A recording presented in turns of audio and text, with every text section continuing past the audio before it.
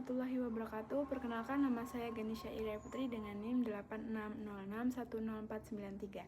Di sini saya akan mempraktikkan tugas 2 dari filsafat ilmu yang berjudul tentang filsafat ilmu dalam memperkuat pendidikan.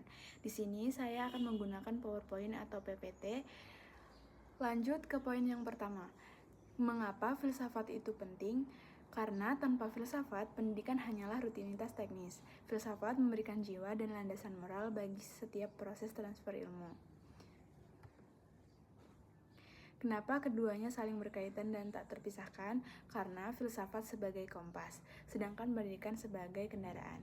Filsafat sebagai kompas ini menentukan arah tujuan dan nilai-nilai ideal yang ingin dicapai oleh manusia. Nah, pendidikan ini sebagai kendaraan adalah untuk proses nyata untuk mewujudkan nilai filosofis tersebut ke dalam perilaku manusia.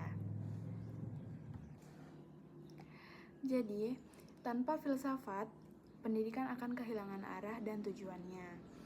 Jadi di sekolah, kita tidak hanya mencetak orang yang pintar, tetapi kita juga mencetak orang yang beretika.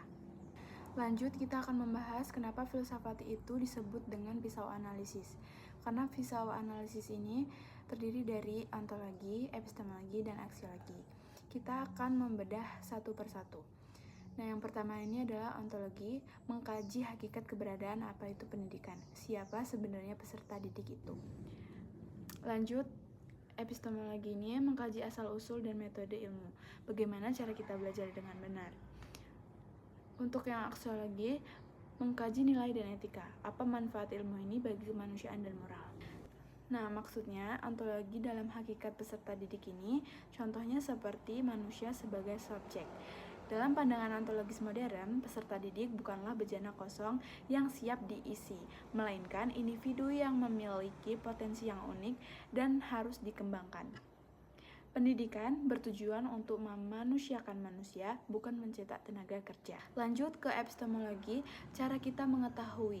Ada dua metode, yaitu metode ilmiah dan metode kontemplatif. Nah, di dalam metode ilmiah ini adalah proses sistematis melalui observasi, hipotesis, dan eksperimen untuk menemukan kebenaran objek di sekolah. Sedangkan metode kontemplatif ini adalah proses refleksi mendalam untuk memahami nilai-nilai subjektif dan kebijaksanaan hidup yang tidak terukur angka. Maksudnya, epistemologi ini menjamin bahwa ilmu yang diajarkan memiliki dasar yang kuat. Ke pisau analisis yang terakhir yaitu aksiologi, di mana dia lebih mementingkan nilai dan manfaat. Maksudnya, aksiologi ini menekankan bahwa kepintaran intelektual tanpa karakter moral adalah kegagalan pendidikan. Bisa melihat ada 3 fokus utama, yaitu etika dalam penggunaan teknologi dan tanggung jawab sosial ilmuwan dan pembentukan integritas pribadi.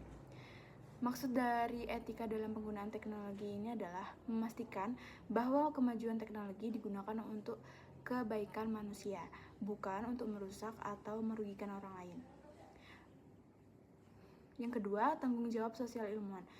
Di sini, seorang ilmuwan memiliki kewajiban moral untuk memikirkan dampak temuannya atau ilmunya terhadap masyarakat luas. Yang ketiga, membentuk integritas pribadi. Maksudnya, ilmu harus mampu membentuk karakter seseorang menjadi pribadi yang jujur, konsisten, dan memiliki prinsip yang kuat. Jadi, secara singkatnya, aksiologi ini tidak mengajak kita untuk hanya mengejar kepintaran, tetapi juga nilai-nilai kemanfaatan dan moralitas dalam berilmu.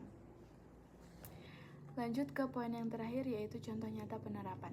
Contoh nyatanya kita bisa melihat perubahan kurikulum kita sekarang yaitu kurikulum merdeka yang mengimplementasikan pada pengalaman nyata, kolaborasi dan kemandirian siswa dalam menemukan makna belajar mereka tersendiri. Jadi kesimpulannya, pendidikan tanpa filsafat itu kehilangan arah. Filsafat tanpa pendidikan hanyalah teori belaka. Keduanya adalah dua sisi dari koin yang sama dalam mencerdaskan kehidupan bangsa. Sekian presentasi dari saya. Wassalamualaikum warahmatullahi wabarakatuh. Terima kasih.